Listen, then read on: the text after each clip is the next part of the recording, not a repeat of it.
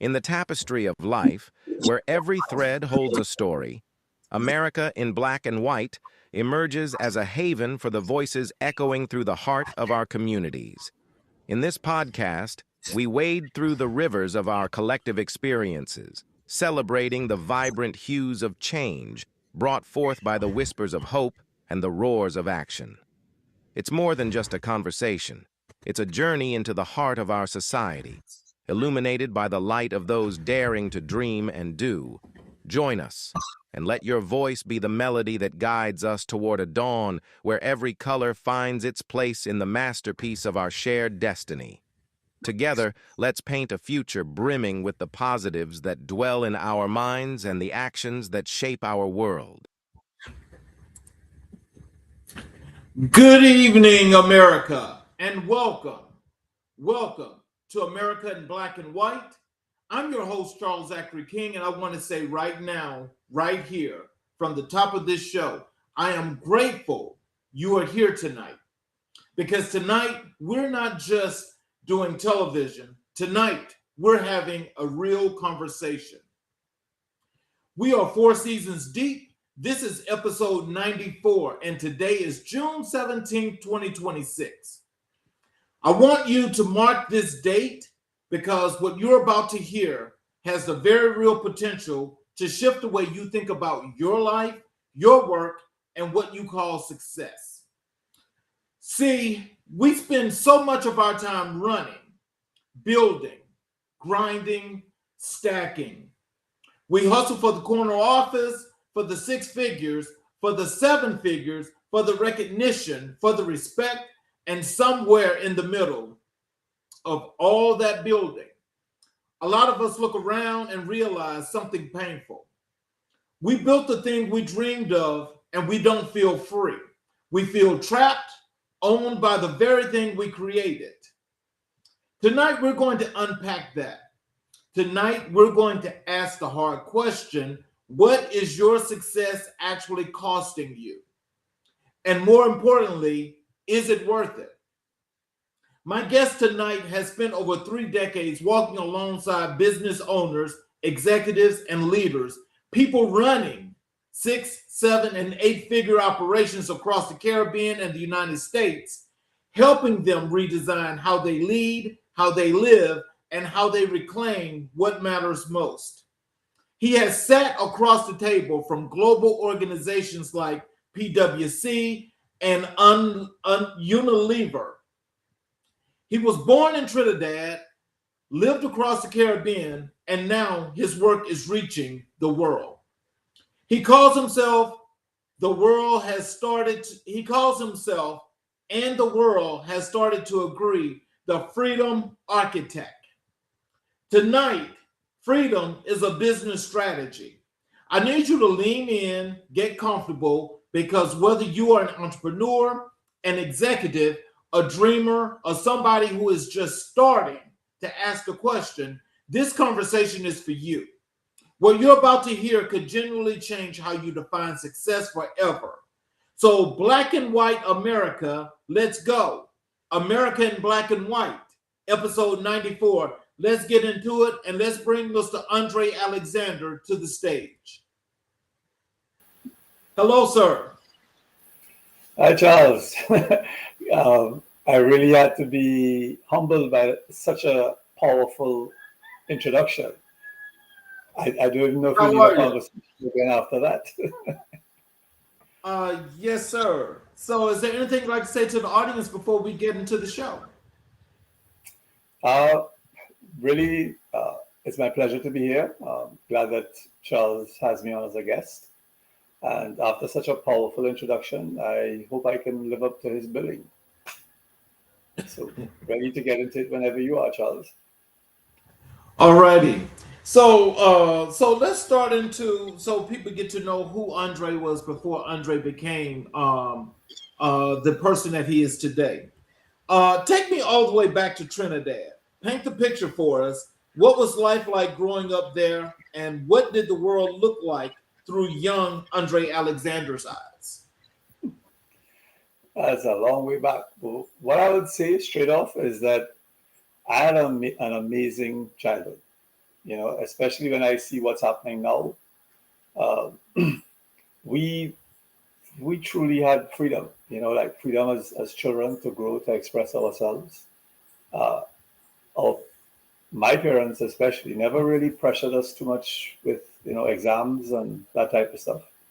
We were allowed to, grow and have fun. And uh, they exposed us to a lot of different cultures. My father came from what you call a rural background in Trinidad.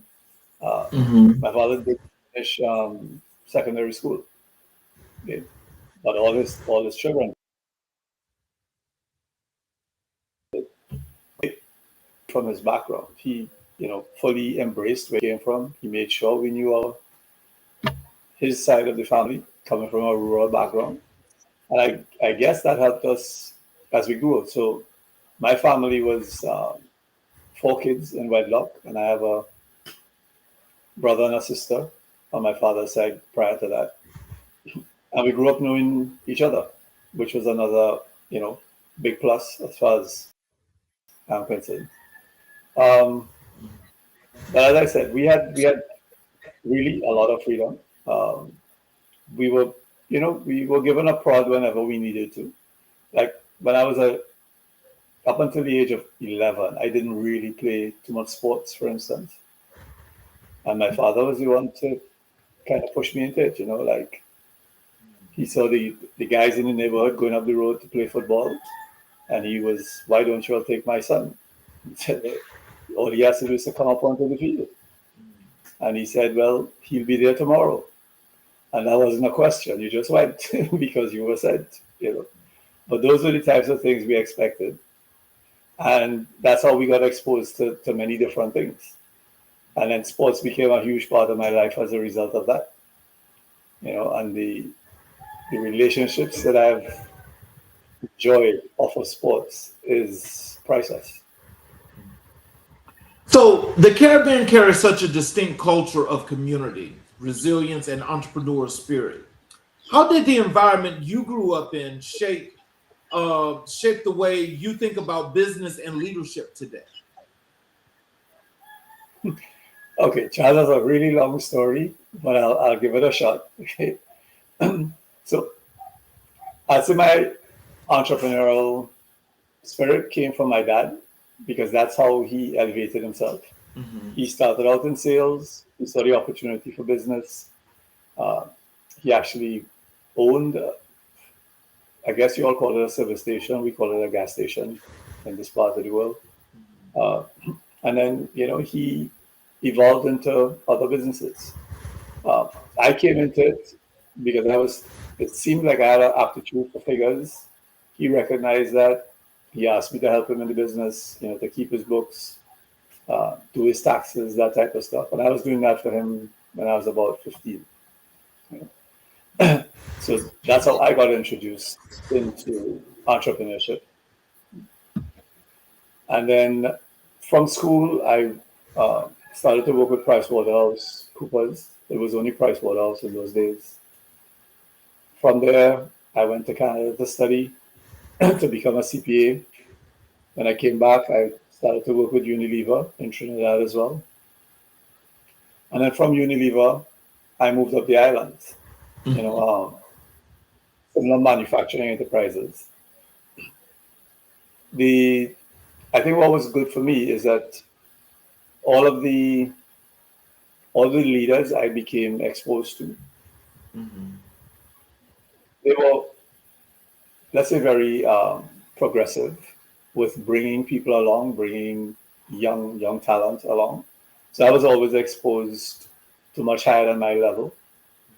And that helped shape how I looked at leadership, going forward. I was always keen to expose others to develop to their best ability. What was surprising to me is, as I came up the islands, I was asked why would I share so much with people beneath me? And I found it strange. And they were looking at it from a fear basis, like if you show them too much, they can replace you. They didn't see that If you bring somebody along to actually replace you, then you can move into a higher position, right? And elevate the company as well, right? So that's what I started to try and show them. The more you expose someone, right, is the more you grow as a leader and the more your organization will grow, right? Because now everything doesn't depend on you. You've brought along leaders who could take your place whenever you step out. So it means you could go on vacation without having to be bothered, right? You put systems in place. You mentioned, what successful business people suffer with. A lot of them suffer because they don't bring along leaders within their business because feel important by everything having to come through them, but then they become the bottleneck, and the business can only grow to the extent of their capacity, as against bringing people along, right? Developing capable leaders, and then giving you the time to lead with vision, as against just lead by reaction. So, as you think about this experience, this is a two-part question here.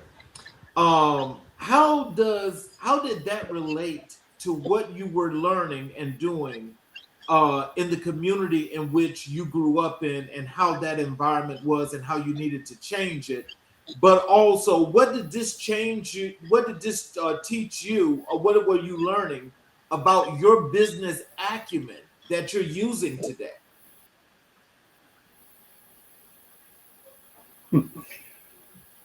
And let me see if I could deal with the first one. Um, I'd say, from a cultural standpoint, um, I guess I learned to not be hasty with my decisions. Right? Take time to explore, with a little more depth, right? Rather than be reactionary, because reaction may fix something short term, right? But then, is it going to repeat itself? Is it a long term fix? Is it sustainable, right? When you give yourself time to think, right? Time to really align with whatever vision you may have had for your business, right? That's what becomes sustainable.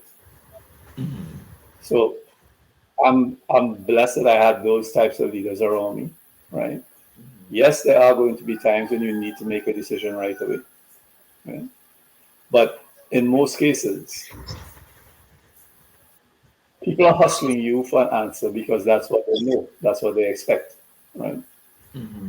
If you step back, I almost guarantee that you will make a better decision, because you're not going to be coming at it from a position of stress, right? You'd have given yourself time to process and think with vision. Like, is this going to align with where we want the business to go, how we want the business to grow, how we want the people within the business to grow as well, how we want to serve those people. So I'd say that would be sort of my answer to the first part of the question. Um, do you want to go over the second part of the question again for me, just to make sure I've covered what you were Yes. expecting me to cover?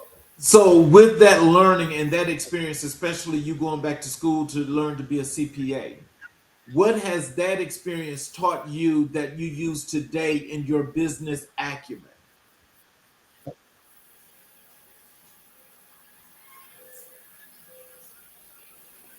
Okay, I think your audio cut out a little bit, but I believe I got the gist of what you're asking. Um, I might give a surprising answer here, but so I did the CPA, right, very early. Like, I was qualified by 25, right? I had my designation by 25. And then after that was all career and then moving into consulting, right? Which I didn't do until I went to Dominica and then in Antigua. And one of the things that should help me to understand progression was that it doesn't happen in isolation. In my case, it happened because I had a lot of support. You don't necessarily think about it when it's occurring, right? But so my first job was PwC in Trinidad, right?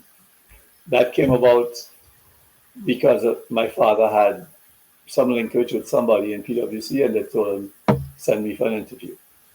Now, you still have to do the interview and get accepted, right?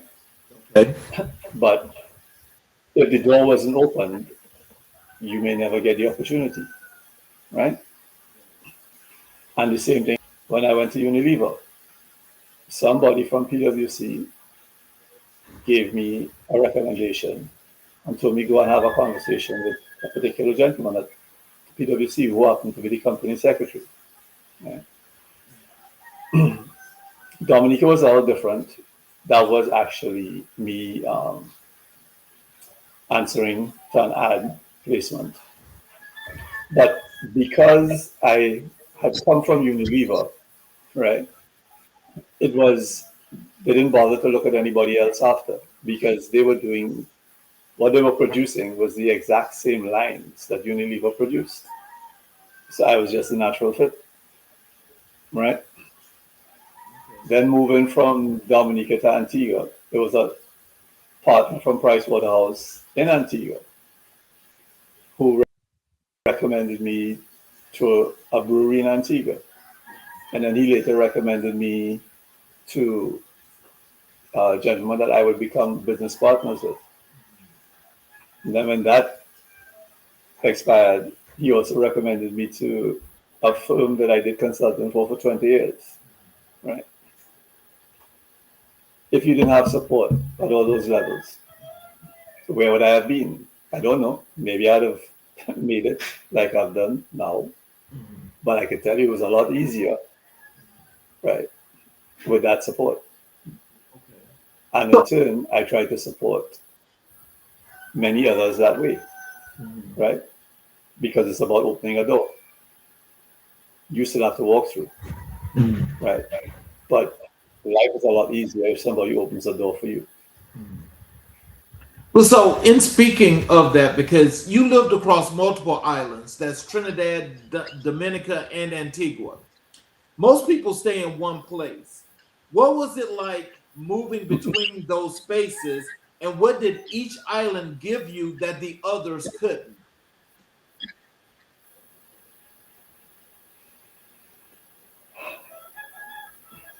Okay, Trinidad to Dominica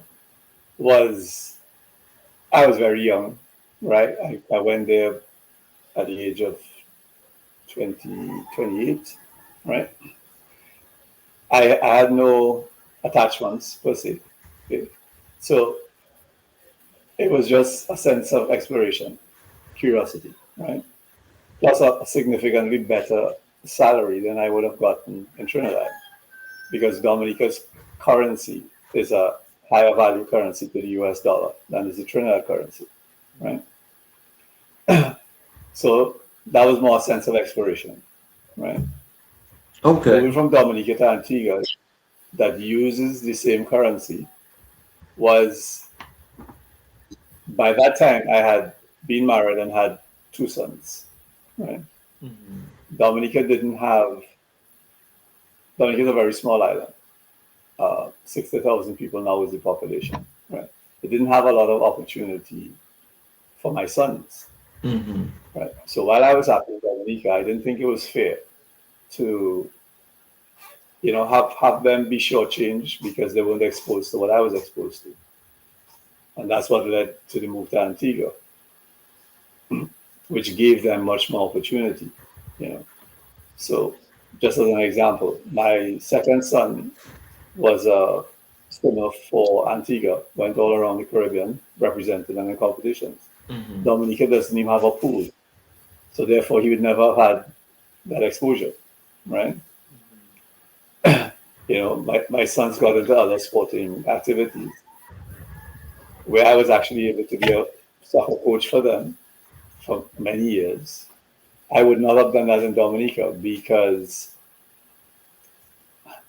I would still have been employed in Dominica and would not have had the time, right, to be able to support them the way I was in Antigua because but at a certain stage I was doing consulting, which gave me the freedom of time that I wanted, right? So it gave me the financial security plus the time freedom. And if you're into family, if you're into health and those things, if you don't have time freedom, those things are going to suffer. I guarantee you that because that's what I see all the time. Right? So hopefully that answers for you what one island gave me that another one couldn't. But it also had to do with the where I was in life at the time. So, when did you first realize that you were wired a little differently than the people around you? That your mind worked in a way that set you apart? I guess very early because as my parents told me for a long time, I was very contrarian, right? So although I was an accountant, as an example, I hated wearing ties. I never wore shirt and tie as an accountant. I never wore a suit, never wore a jacket to any of the areas I was employed in, right? So I had a very early inkling to being contrarian. I just would push back against certain things because I didn't like it. It didn't work for me. And I didn't just say, well, that's what everybody does. No. And I guess some of that comes from my dad because he's a little that way as well. Mhm. But like to what I'm doing now, right? When I was studying in Canada, it was where I first saw, let's call it the hustle culture, right? Where everybody was always hustling, Mhm. right? And coming from the Caribbean, I was like, that's not the life I want, right? People are always serious. They would barely look at you like in the Caribbean, everybody we pass, we'd acknowledge, we'd say hi or whatever it is, right? And then that could strike up a conversation, anything could happen from there, right? I saw a totally different world when I went up there. Everybody was sort of isolating themselves, no sense of community like you mentioned earlier, right? Everybody was in their own little cocoon and they didn't want to step outside. That was definitely not the life for me. It wasn't my nature. So those were sort of the initial areas where I sort of pushed back and was contrarian. And then from the business side, that's how it continued to evolve into what I'm doing now. So, can you tell us from a cultural perspective, was this like the norm that you wanted to get past that is making you be the person to set apart from what the environment was that's making you such a great professional that you are today? Mm.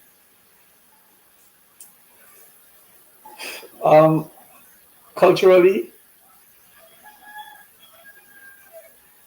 I again I'd have to go back to my dad. He had discipline as a worker, so I guess that just filtered to me. Um, I never in the early days I didn't think twice about having to work extended hours or overtime or anything like that. Right? I I viewed it as part of learning, part of me growing as a person. Right? But it was helped by the fact that I had a lot of good people around me all the time. immediate bosses were all very supportive, you know, to show you a sort of cultural difference. In Price Waterhouse, so like the World Cup is going on now in your country, right? We use the World Cup games were during work hours when the World Cup was happening in those times, right? And the ladies in the office would hold down the office, allow the men to go and watch the game, right? And I'm talking, I was like 19 at this time, right? But I'm exposed to that from my bosses, right? And then we would, you know, do something in return for the ladies whenever they wanted to do something. So very early, I learned, again, support, you know, like they support you, you support them in return, right? There's give and take, but where everybody wins as against one one set of people only taking all the time, like I see a lot in certain cultures, you know.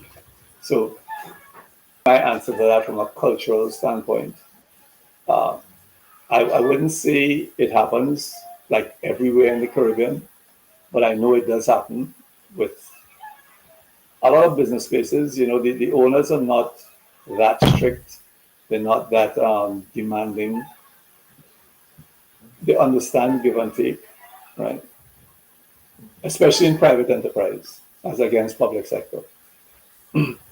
So that seems to filter through for us, at least in the parts of the Caribbean that I have lived.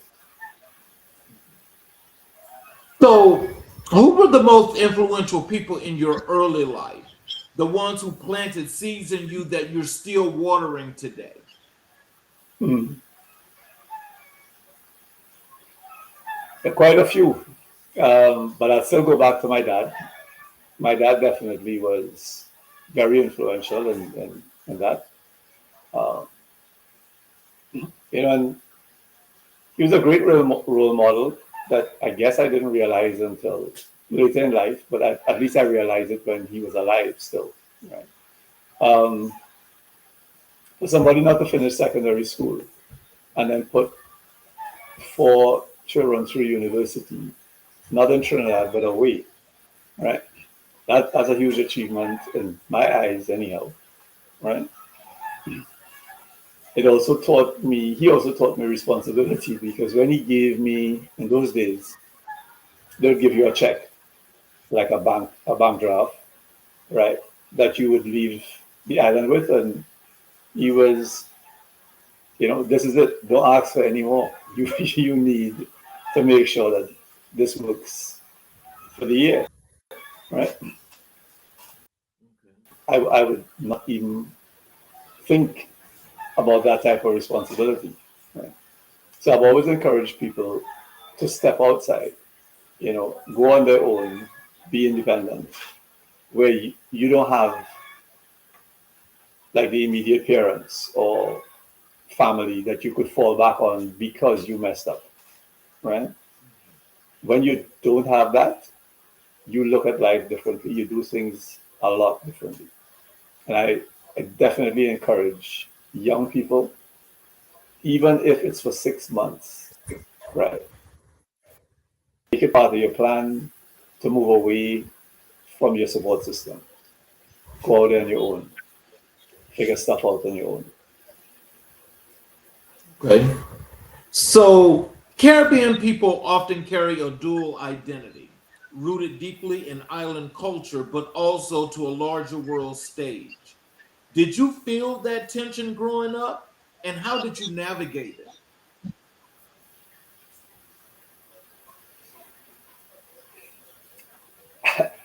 I have to be honest and say I don't think I ever really felt that tension. Okay. For me,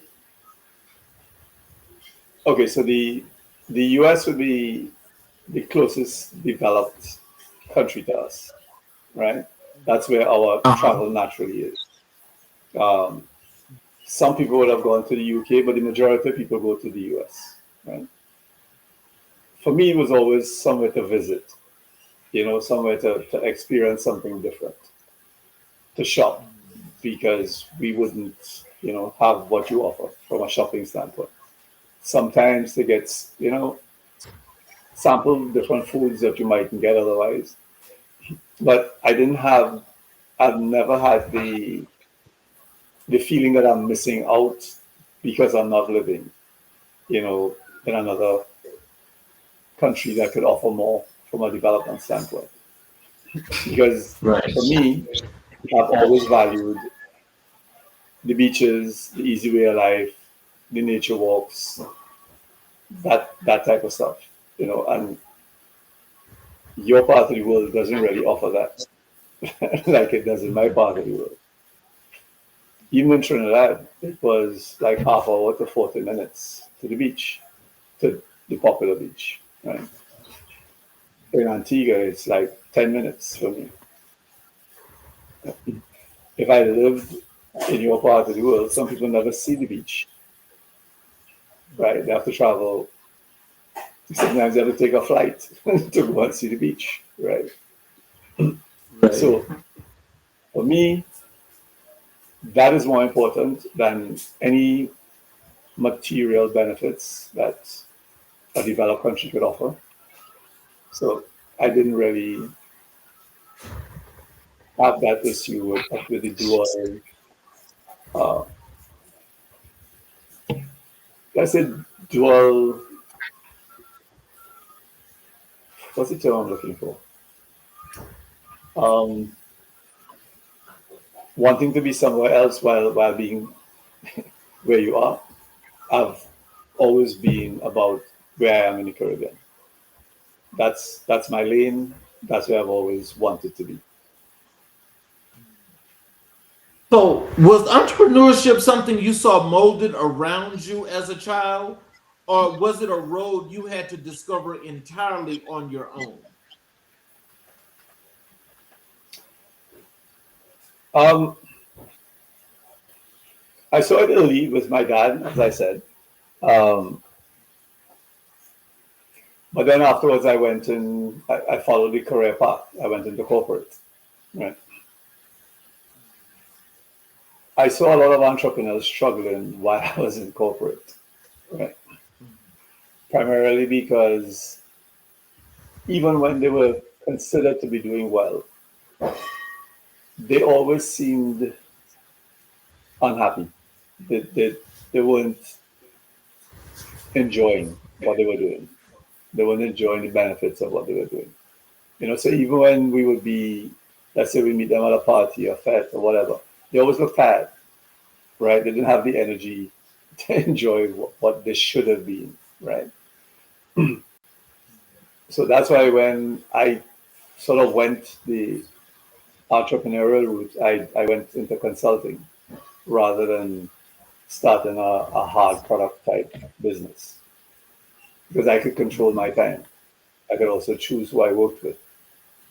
Right? And that for me was always more important than the outward status symbols and the outward measures of success. Success for me is always internal, how I feel about it, what it does for me, on my inside, on how my nervous system reacts to it. Right? Am I happy? If I'm not happy, why do I stay there? And that actually was how I left certain jobs, because I wasn't happy. So why stay there? How long are you going to stay in something that makes you unhappy? Right? I know a lot of people get stuck in that phase. For me, sometimes I may have been too hasty, but one of my the last CEO that I worked with, where I was a CFO in the company, he was the one to point out to me that, do you realize you never stay more than 2 years anywhere? And I never saw it. I never recognized it, right? Because every move was an upward move. But he pulled out my CV and he said, look at your CV, right? because he was upset with himself because he was saying he should have seen it coming, right? I was like, how you would see it coming? I didn't see it coming. Something came up. It made sense for me. I want to go and explore it, right? Said, but you don't stay more than 2 years, and there's almost 2 years to the day everywhere. So there's something inside me that caused that to happen all the time. So subconsciously, I guess I was always looking for exit after 2 years, right? And I usually found it. And then when it wasn't happening, I would just move and go to something that would make more sense for me. So, if you could go back and have a conversation with the young Andre, maybe 12 or 13 years old, standing somewhere in Trinidad, what would you say to him?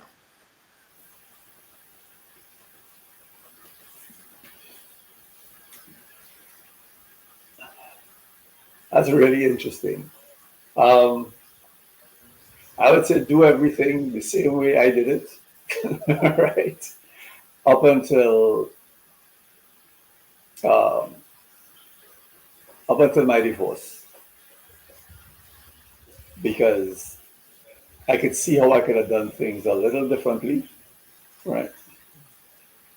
But prior to my divorce, I had 50 good years, so I wouldn't change anything. I tell him, follow your gut, go with your feel, right? Develop your relationships. You know, sports has given me a lot of relationships that I still haven't enjoyed. So I always encourage people to get that sense of community from some sporting endeavor. Right?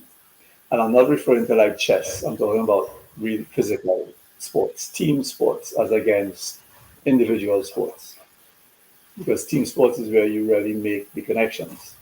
You know, and team sports also teaches you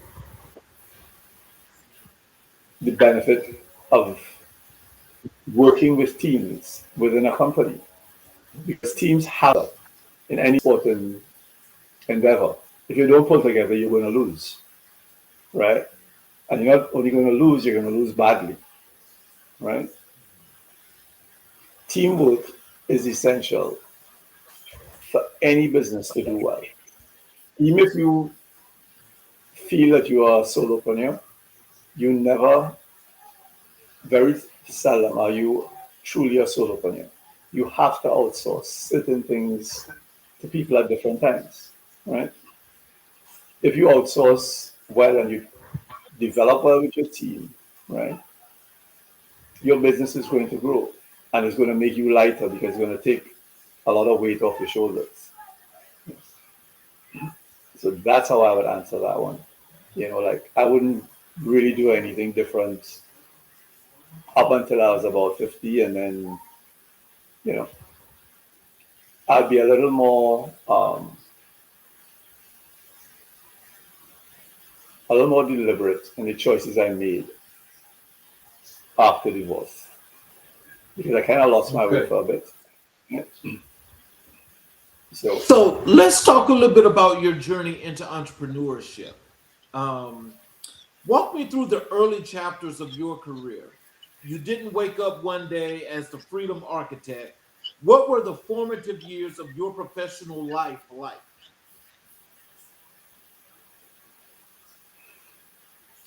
I'll answer that.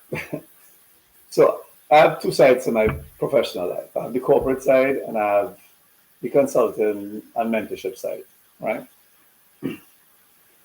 The corporate side prepared me for the consulting and mentorship side in several ways. I got the discipline from the corporate side. So when many people have difficulty working from home, for instance, that was never an issue for me because I always had the discipline, right? So once I set aside an area in the home, that's my office. It's the same equivalent as me going to any other office, right? I know how to set my boundaries and work with it, right? Whereas I know a lot of people struggle with it, right? Right. And And then moving fully into the entrepreneurship side of it, I had all the experiences I had from corporate to draw on to be able to offer companies a service that would make sense for them.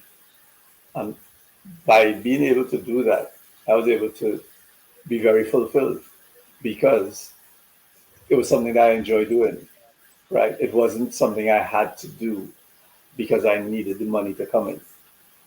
So I'm very blessed that I've always felt fulfilled in everything I've done on the entrepreneurial side. I'm blessed too because I didn't have, I cannot think right now of a bad client that I had because I was always able to choose the clients that I wanted to work with. And that's why people tell me I never look stressed. I'm sure I've been stressed at different times, right? But very seldom extended, you know.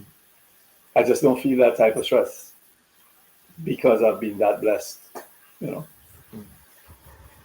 So, you know, you said something earlier in your answer that I think is really important. And if you could, you know, let's elaborate on this. So maybe some of the younger up and coming entrepreneurs, especially around there in the Caribbean area, and those that are out here in the audience in general, can learn something. Tell us about that discipline part. What did the discipline do that's helped you to this point?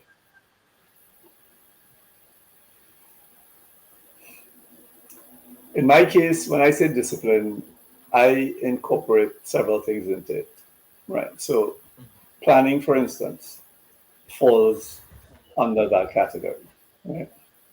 And a lot of people think of discipline as, you know, you to focus on work like a 9 to 5 or whatever, right? Discipline for me is it incorporates several things. Do you start working before you have a plan? To me, the answer is no, right? You take your time, you analyze what you need to do, right? You evaluate whatever the project or whatever the problem is, right? And you must always ask questions. People tend to skip that step, right? They want to get into the task right away, right? So the discipline is in the process as well, right? What's the outcome for whatever task it is that you want or you expect? Once you get clear on that, then you can plan by doing a reverse engineering, right? That then tells you the steps that you take to accomplish what you want to accomplish in what time frame. Okay. Was very important actually from places like PwC and Unilever because they are multinational corp very important with their process. So you studied in Algonquin College and the University of Ottawa. How did formal education shape your thinking, and where did it fall short of preparing you for the real work you'd eventually do?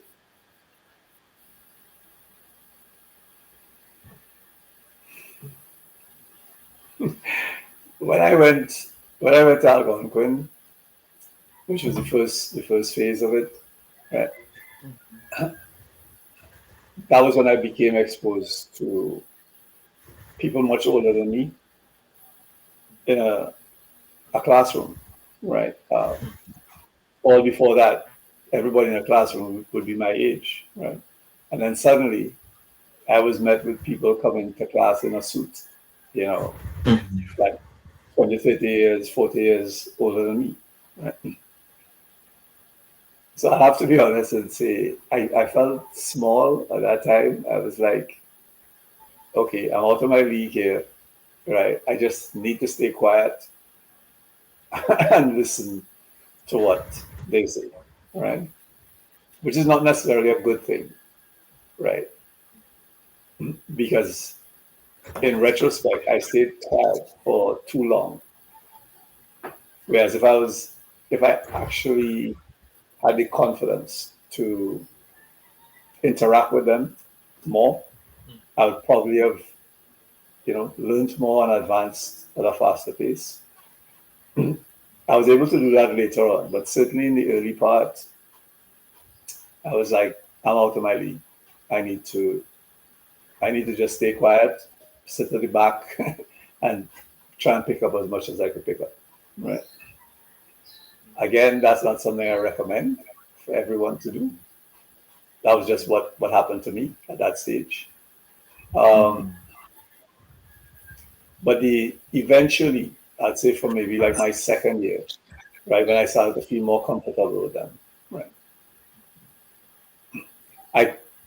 The benefit for me was being able to see how whatever we were studying applied in the real world, because these people who are already working in the real world, right, they were able to bring the perspective of real world working environment to the classroom. And that was very beneficial. And to most of us from Trinidad, because we tended not to do the two things together.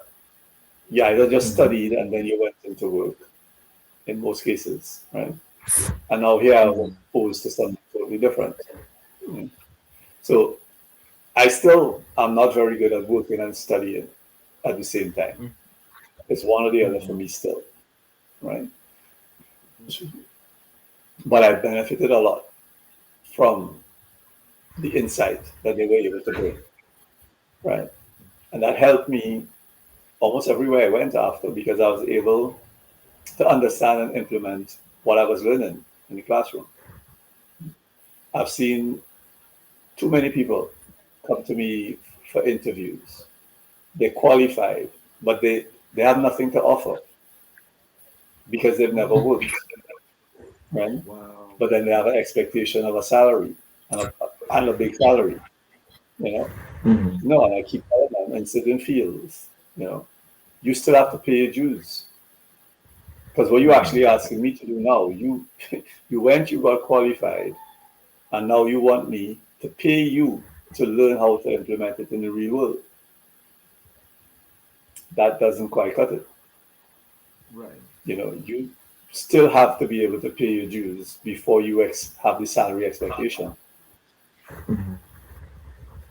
So the younger entrepreneurs, the younger generation that's out here that's watching today, what are some tips you can give them about entrepreneurship that they should more than adhere and take this advice in order to make their lives, their businesses that much more prosperous here in the future?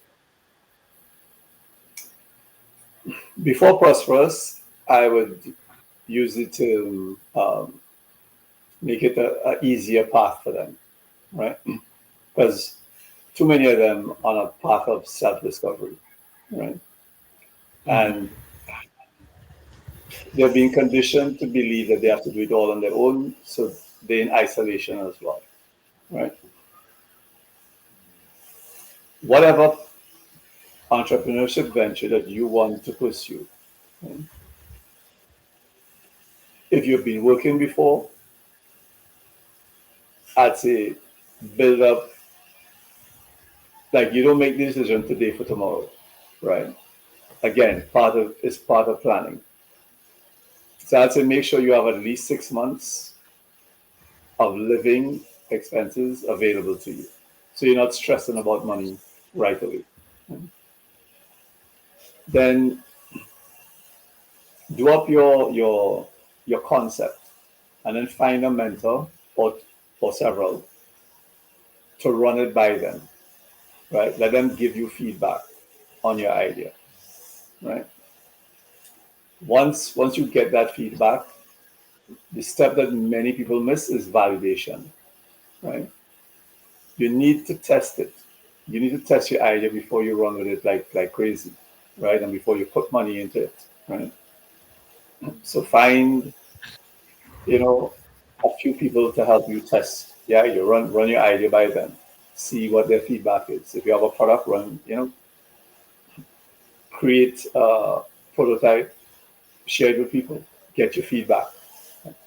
But too many people have an idea, they think it's a great idea, and they just run with it. And then suddenly they spent a whole bunch of money and nothing is coming in. That's a recipe for disaster.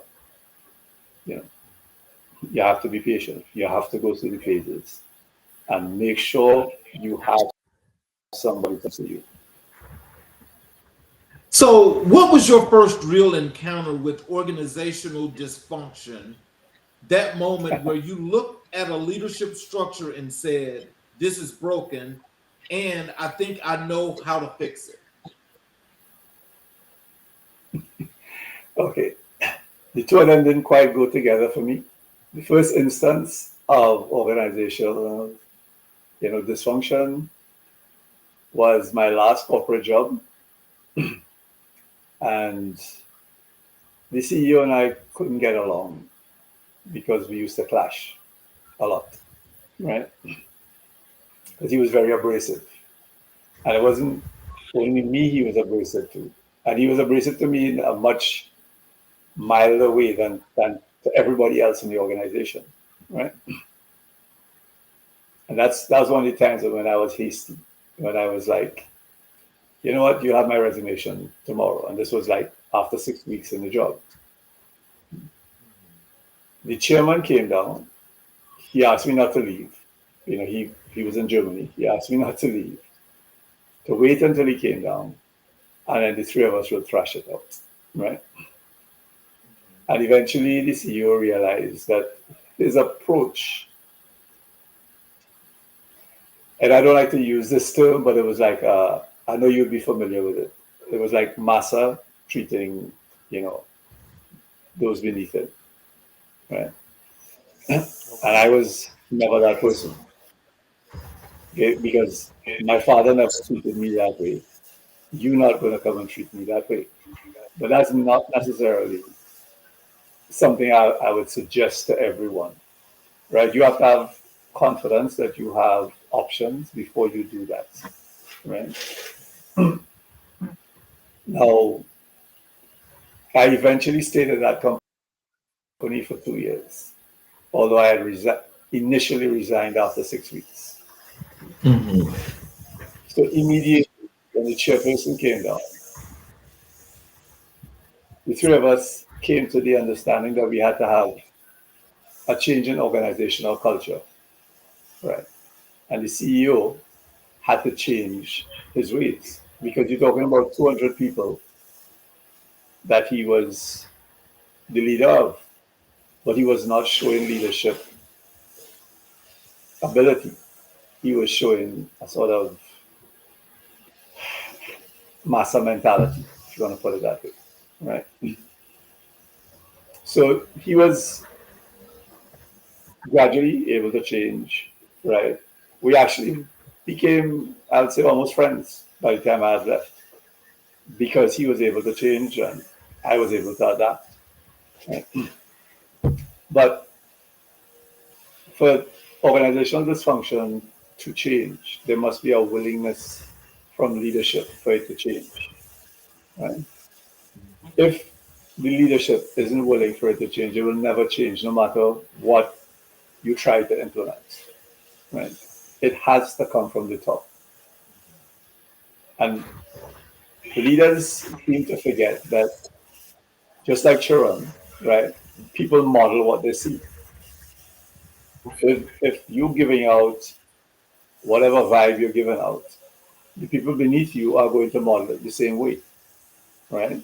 Yep. And if everybody is modeling negativity, then the organization is going to fail or just not perform to the best of its ability. Right? So, So to answer, go ahead. no, go ahead. Go ahead and finish. Yeah, I was just going to say, so bring it into what I do now, right? That's one of the first things I do when I go in any organization, work with anybody in a personal capacity side, right? no change takes place unless whoever is the leader, right, is willing to change themselves. So you've spent over 30 years in this space. In those early years, who were the mentors or models who helped you develop your frameworks and your philosophy?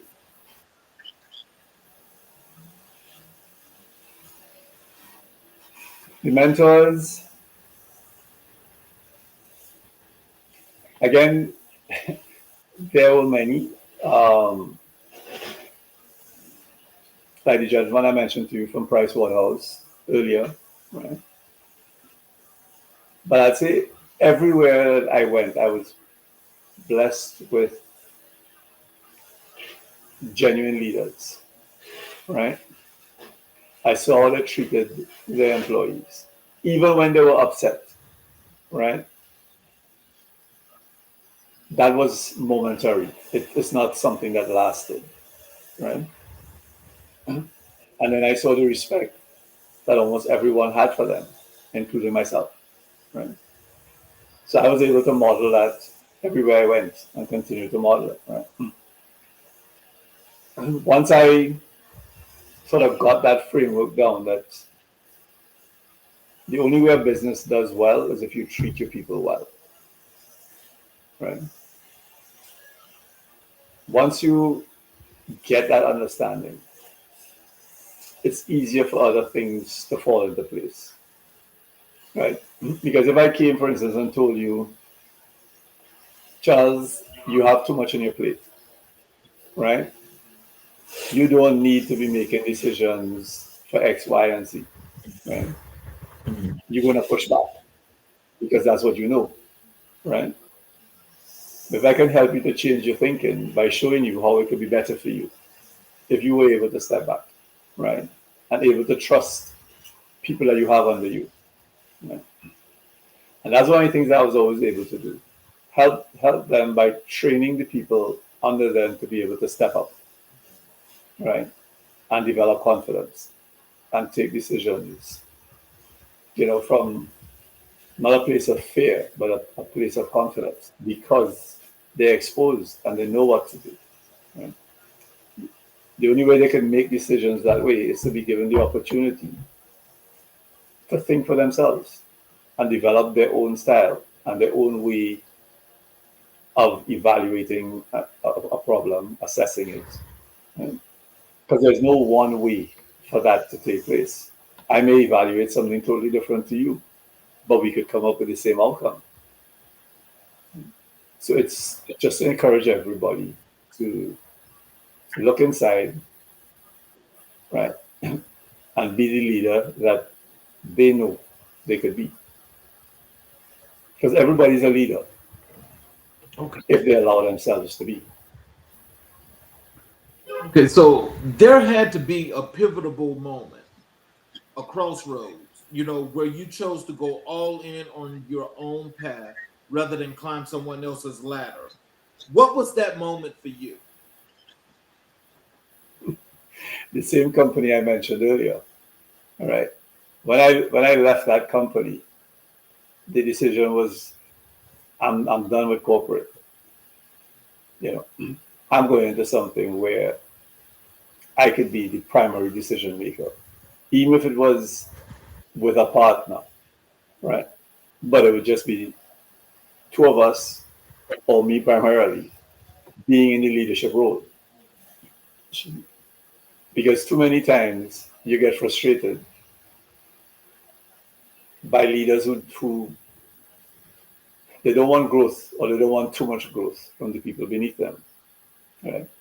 And I've always found that frustrating, where if you ask me to do something, then allow me to do it. Don't look over my shoulder, right? Support me, okay? Because if you didn't think I could do it, then why are you asking me to do it? So if you're going to ask me to do it, allow me to do it, right? You can guide me, right? And you can also give me feedback after so that I could, if I made a mistake, I can improve next time around.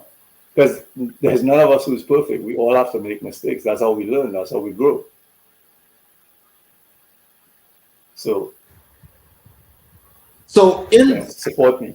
In those early days of building your practice, what was the hardest thing to overcome? The self-doubt, the market, the positioning, or something else entirely? What was it? By the time I went into my life, I didn't have the self-doubt. Positioning was a bit of an issue because that was a bit foreign to me. Because when you're in corporate, you have people that do marketing for you, right? That wasn't my strong point per se, right? I didn't even understand as a professional that you had to market yourself. Very similar to how you have to market a corporation, right? And that your positioning was important. So that was one of the things that I had to learn. And even now, right, your positioning isn't fixed. It keeps evolving. It has to evolve, otherwise you're going to get left behind. So positioning for me, and when you talk about a business as well, positioning leads to lead generation, right? A lot of businesses suffer with lead generation because they don't understand positioning, they don't understand messaging, right? And they don't understand authority, right? For some professionals, you can get away depending on referrals only. But in this time, especially with so much businesses being done online, right, positioning is key. Because if you can't position yourself properly, you will not be successful. So you work primarily with 6, 7, and 8-figure business owners. When you first started, was that your target client, or did your client evolve over time and teach you who you were really meant to serve? Yeah, it was not my, that wasn't always my target audience. And I did not start off with the freedom architect messaging either, right? I was still, so my previous iteration to this was Biz Accelerator Coach, because that was more in line with what I had done as a consultant, helping people improve their efficiencies and looking at their costings and all those things and improving their bottom line. And this goes back a bit to when you mentioned about mentors earlier. I came across a mentor who told me he thought that I was not doing myself justice and not really selling what I should be selling. Right? So I shared. So he said, in my opinion, you should be selling freedom. And I didn't understand it at the time because I was like, freedom, that's so weird. Like, who wants to know about freedom, right? So I kind of left that where it was. And then about 8 months later, I met a Tony Robbins coach. And he told me the same thing, but he was more specific. He was not just freedom, but you should be helping people to live the lifestyle that you live, right? Your Caribbean lifestyle. You don't have to be in the Caribbean to live a Caribbean lifestyle, right? As we were alluding to earlier. And that's how I eventually evolved into it. So the Biz Accelerator Coach was like 3 years. But I kind of got fed up with that. Prior to that, I did digital marketing because I was just looking for something different. That's what I mentioned, kind of losing my way a bit. I did digital marketing for 2 years. It was interesting, but it clearly wasn't me. I wasn't really fulfilled doing that. That's how I came back into the Biz Accelerator Coach.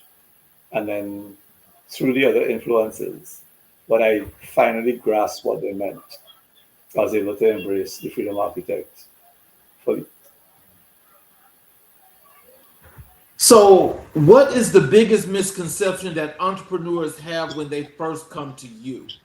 the thing they believe about business or leadership that you almost always have to gently dismantle?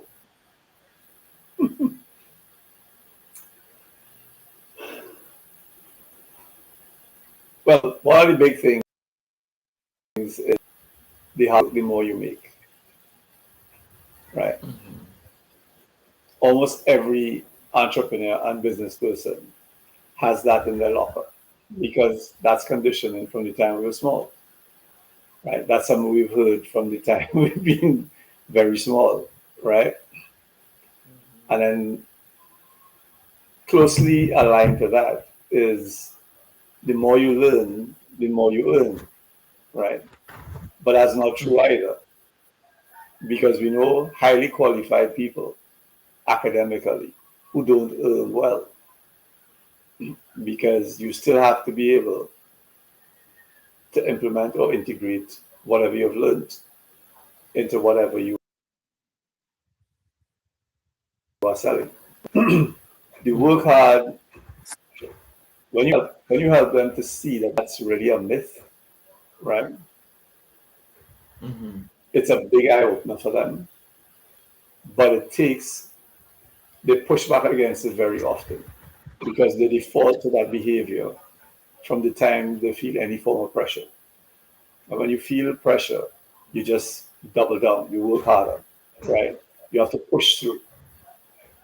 But that doesn't allow you time to think. That doesn't allow you time to recharge, right? And it certainly doesn't help your health or your relationships or so many other things, right? Working harder is only going to give you less time for relationships. Most people health slips and they let it continue to slide, right? Because they're so taken up and engrossed in working harder, right? Okay, so you push yourself, and there's an example I have to use very often.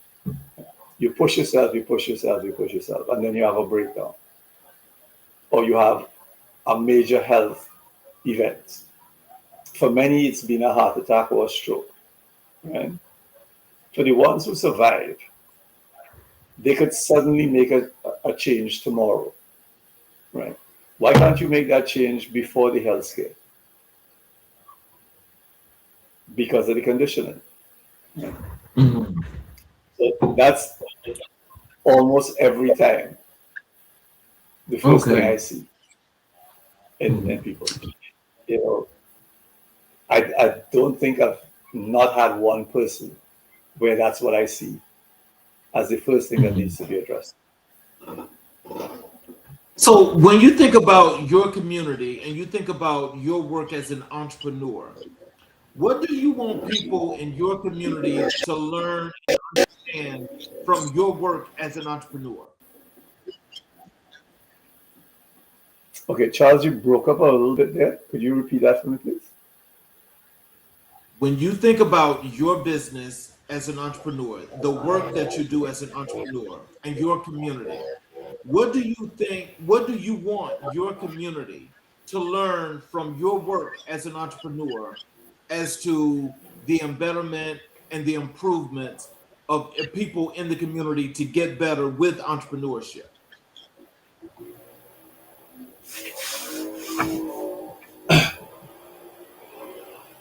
I'll try to make it simple. You got into entrepreneurship for a reason. For most people, it's for a better lifestyle, freedom, freedom to make choices, that type of stuff, right?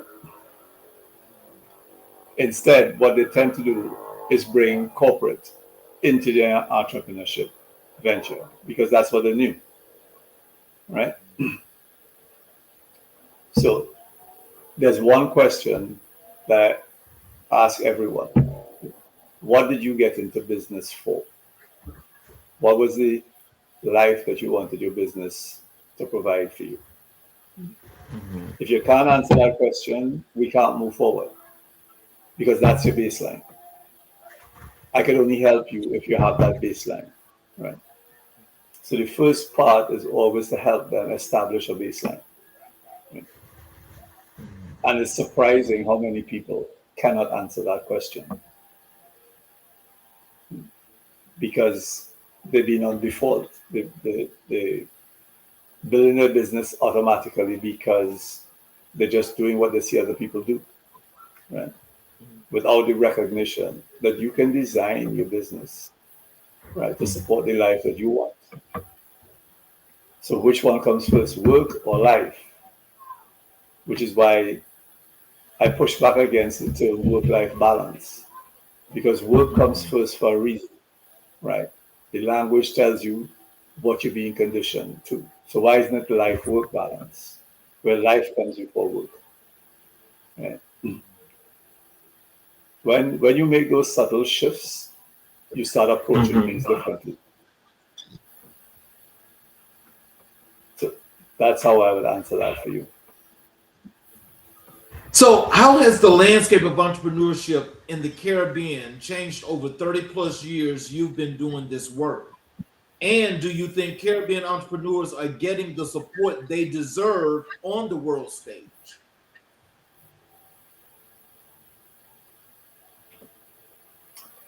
Support they deserve on the world stage. I don't know if they deserve any support. Nobody deserves anything. You have to make it. You have to step up and change your environment for what you want, right? I think one of the issues with a lot of people in the Caribbean goes back to what you had said earlier, where they keep looking at television, for instance, right? Which is one of the worst things that they could do, because then they keep getting this message that this is what success is supposed to look like. This is what you need to aspire to, right? Yeah. And then they start aspiring to that instead of maintaining our cultural values, right? So you suddenly find them moving away from community type stuff, becoming more and more isolated. So I grew up in what would have been considered an affluent area, right? But we had community. We didn't have, it's now a gated community, but it wasn't then, right? And we knew, all our parents encouraged us to be friendly with the people outside of our community, right? But that doesn't happen now. You know, too many of the more affluent areas in Trinidad, for instance, are gated, right? Just like you are in the US. Right? But that's not truly our lifestyle, right? Our lifestyle was knowing your neighbors, right? My parents knew almost all the friends that I had in our residential area. And that would be like over 30, but they knew them all. They would all come to my house, different ages at different periods in time. Right? My parents didn't have any concerns about us going out with them because they knew, they were confident that the older ones would take care of the younger ones and it passed through that way to us, right? Now, that doesn't seem to exist anymore, right? So everybody, you may know your neighbor next door and like say 2 houses away, maximum. And you don't know beyond that, right? And you're becoming more and more isolated because you're aspiring more and more to what you're being influenced by on the TV, right? So does everybody need a Mercedes in an affluent area? Does everybody need a Tesla? Whatever you want to call it, right? Do those vehicles do anything more for you than a Honda, a top Toyota, a top Ford, anything, right? Right. When you start being influenced too much by status and by symbols, right? That's where the Caribbean has started to lose it because they're adopting the US lifestyle too much, especially at the affluent stage. Oh wow, that's interesting. So then, so I'm assuming that the influence of what they're seeing on TV, which is fantasy, compared to what's reality, is what they're finding it difficult to live by. So basically, this is interesting because there's some similarities to that actually here in America, because when people see this stuff on TV and knowing that that's fantasy, I mean, there's nothing real about that. But for some strange reason, to aspire to do that, and then you come back to reality and you have to be in this real world. Why do you think it's difficult to make that adjustment? Because, I mean, if you got what you know is real, why can't you work with that? Because of the fantasy, right? You just said it, right? My reality, right? Mm-hmm. I've been conditioned is the word I always come back to. I've been conditioned to believe that my reality is not good enough, right? Mm-hmm. Okay. But it doesn't have anything to do with relationships or people, right? Right. It's all Right. appearance, right? And material possessions, because that's all that TV shows you, right? Yes. Yes. Yeah. So for me to look happy like what I see, because they're not seeing what's beneath, they're only seeing the happy appearance. Everybody who has material possessions, as you see them on TV, always look happy, right? Yeah. That's what we want to aspire to, because that's what you're seeing. And if you're being bombarded with that every day, every hour of every day, right? Have you ever heard of a guy called Peter Sage? What's the name? Peter Sage, Sage. I think I have heard that name before. I would just suggest anybody in the audience to look him up as well. But I actually did a 5-day session with him last week. And I had to laugh just because one of the things he said, right? Stop watching TV, right? Yep. Stop looking at the news, right?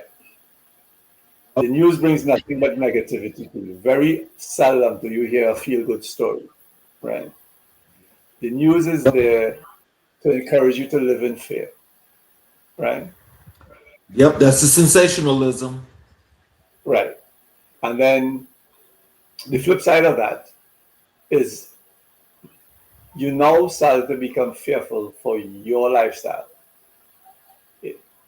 Because either it's not going to provide for you long term, it's going to have you in an area that's not a good area. It's suddenly exposed to elements that you don't want to grow up with, although it would have been a good area when you were growing up, right? It suddenly has become an area that you no longer feel comfortable in, right? That's by design, right? The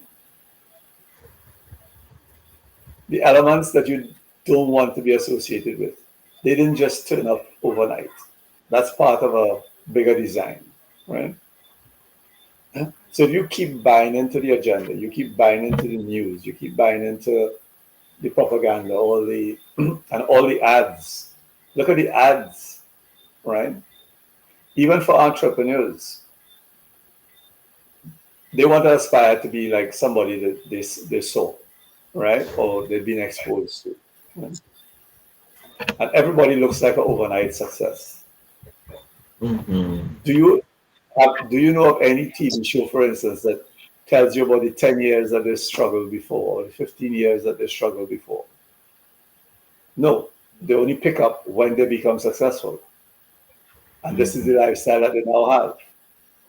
And then somehow or the other, you think you should be able to achieve that lifestyle within months or a year maximum. And then that creates a spiral for you. Because you're always stressing to reach that level, not realizing it's all by steps. and very few people, and I know you would accept this in a big way, Charles. We've always been conditioned not to have gratitude.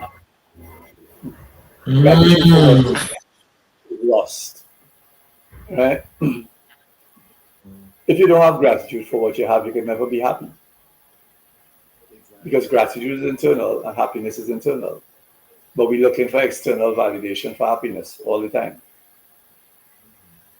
and that's because of the media. If you don't disconnect, as we say, you don't disconnect from the matrix, you're going to stay in the matrix.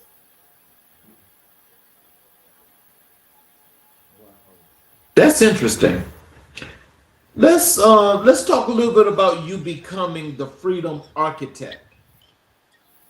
The name, the freedom architect. Where did it come from? Was there a single defining moment where that identity clicked into place, or did it emerge gradually over years of work?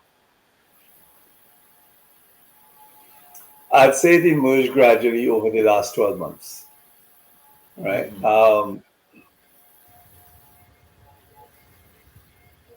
Because the architect part came afterward, right?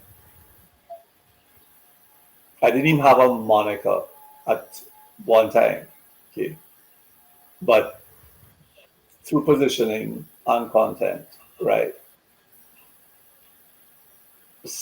There was a gentleman who had called me and he said, he asked me about my work, you know, with helping people become free and business people to live a freedom lifestyle, which is what I used to refer to all the time, right? A freedom lifestyle.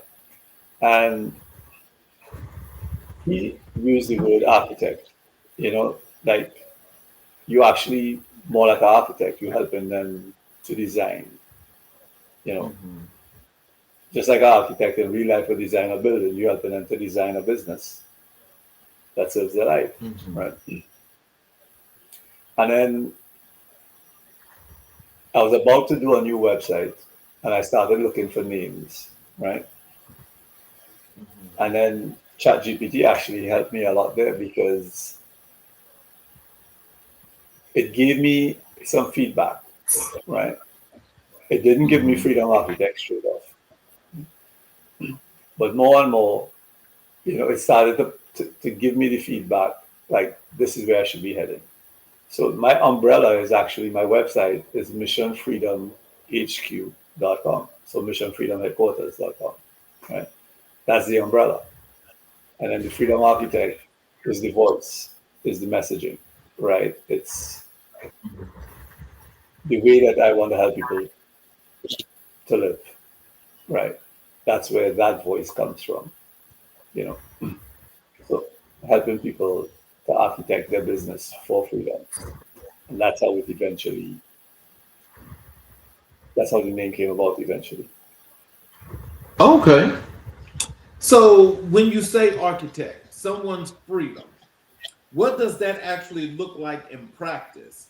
Walk us through what that process means. What do you tear down? What do you build?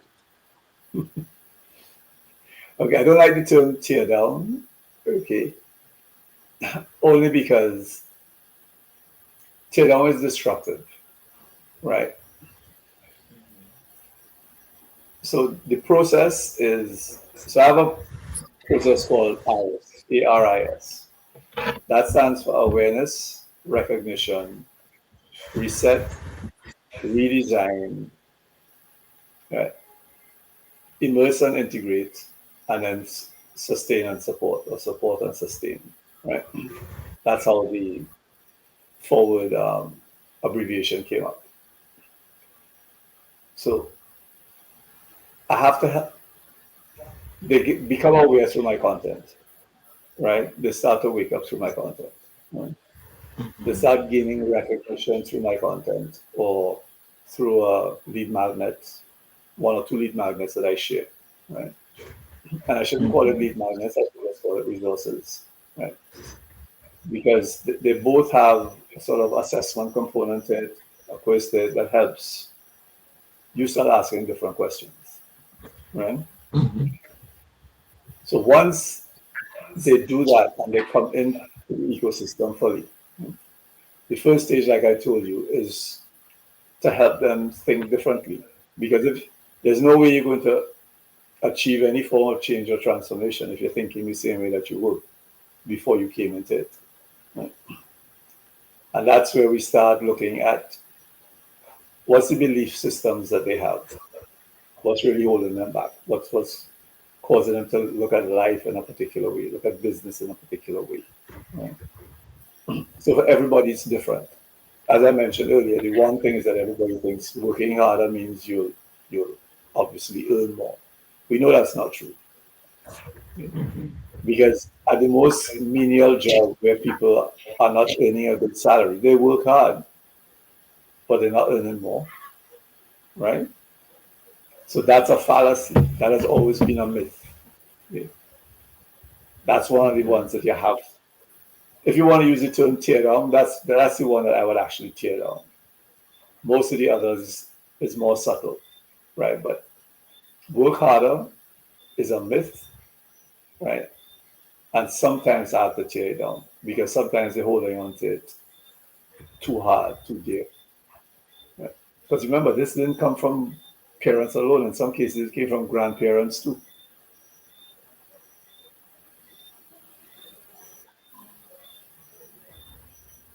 Charles, Hello? Yes. you disappeared very briefly there just now. Okay. I am sorry about that. Look, final question for you. The word freedom means something different to everyone who hears it. How do you define freedom specifically in the context of business and leadership? And how did you arrive at that definition?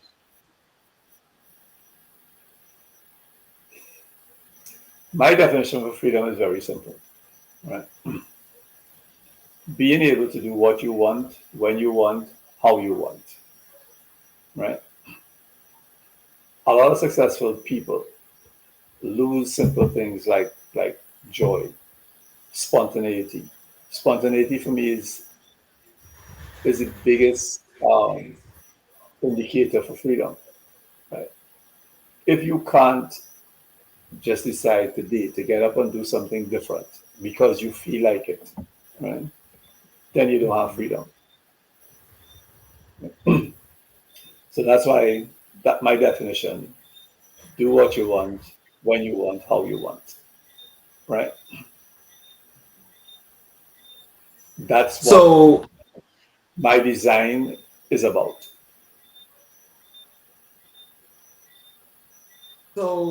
as we go through,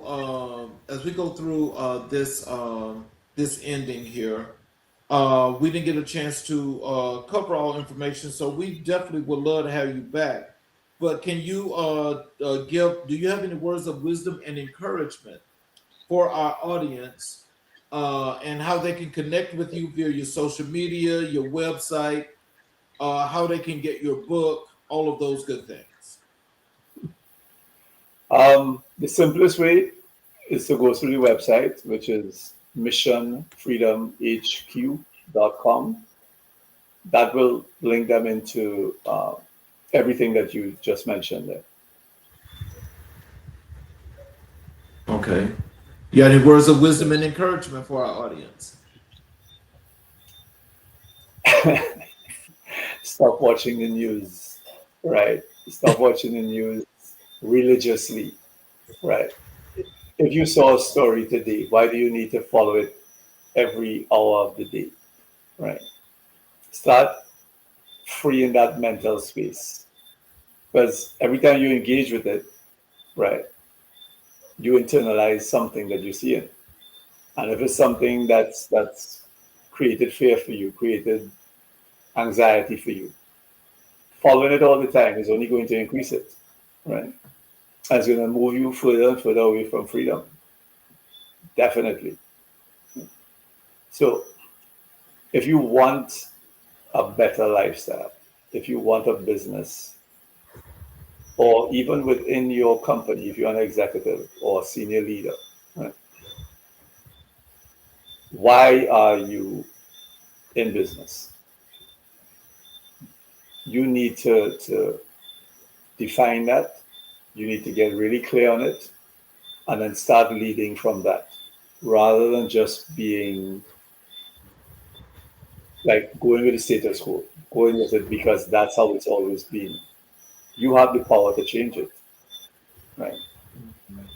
But the only way that change will occur and be sustainable is if you get very clear on what it is you want from your business and the life that you want your business to provide.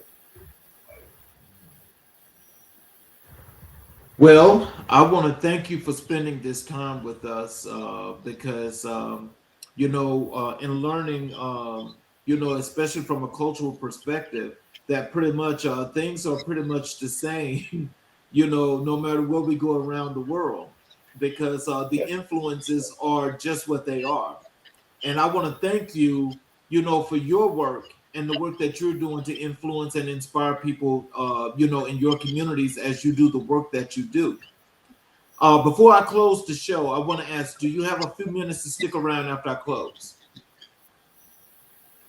Sorry, say that last part again. Do I have? Do you have a few minutes to stick around after I Yes. close the show? Sure. Yeah. No problem. So, in closing, I want to thank each and every person that's been with us tonight, that's watched the show. I want to thank you for your time, and I'm sure and I hope that you've learned some things that Andre has put out, especially about entrepreneurship, because the influences are definitely real, and the things that he was putting out are definitely great tips that I think each and every individual should take and learn some things from. For those of you that are watching on all of our channels, especially the YouTube channels, if you have not yet subscribed and enabled all notifications, I do ask if you would please support us by subscribing and enabling all notifications and following the show.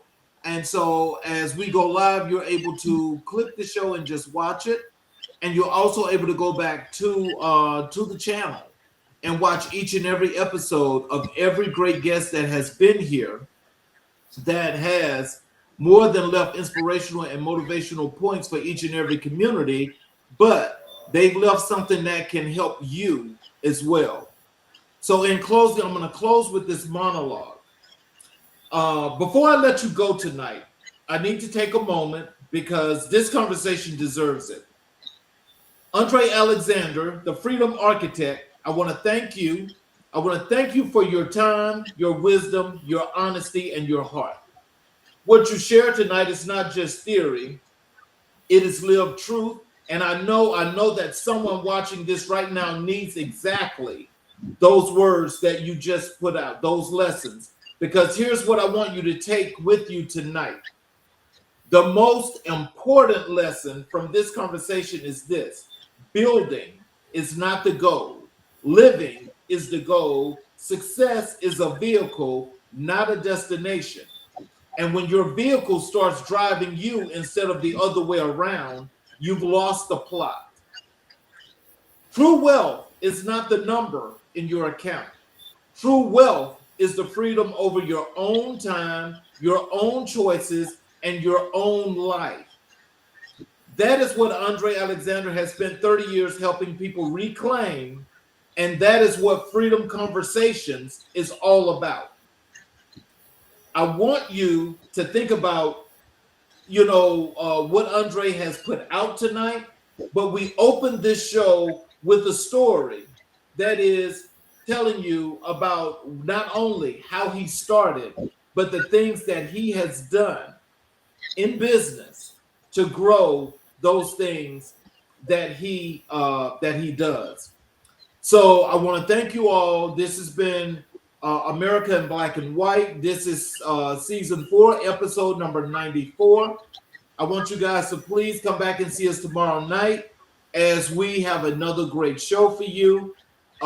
Please just make sure that you stay cautious to the wind, but you also are mindful about the things that you do, because some influences can cause the biggest harm to you. Thank you all.